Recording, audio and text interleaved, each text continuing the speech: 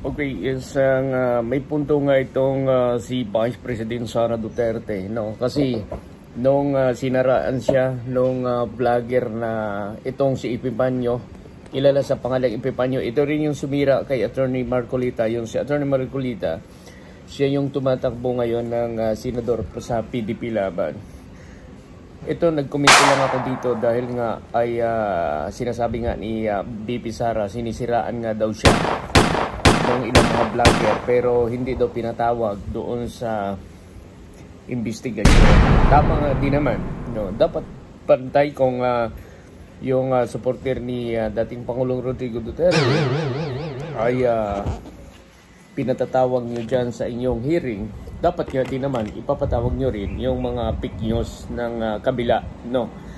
Yung mga vlogger na katulad ni Epifanio Labrador, na isa rin yan na nagsira kay Attorney Marcolita, dapat yan ipatawag, no? Yan din ang sumira kay Sara na may relasyon daw ng basketball player at inamin nga ni Labrador yon. Napakinggan ko sa kanya na umiyak pa na ginamit lang siya.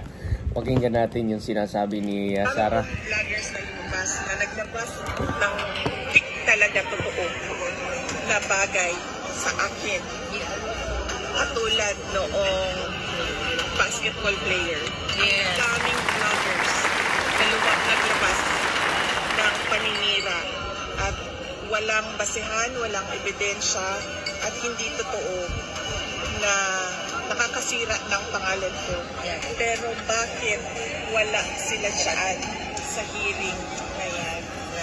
So bakit ang mga pinapatawag ay mga vloggers na sumusuporta sa opisina ko, sa akin as Vice President, kay dating Pangulong Rodrigo Duterte.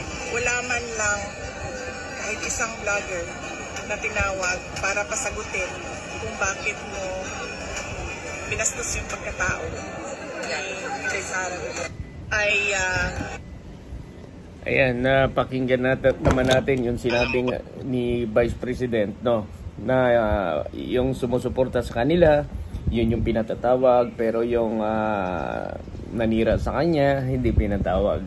Ayun lang, O yan, kayo na ang bahalang mag-isip kung bakit ako si Bantay Kilite.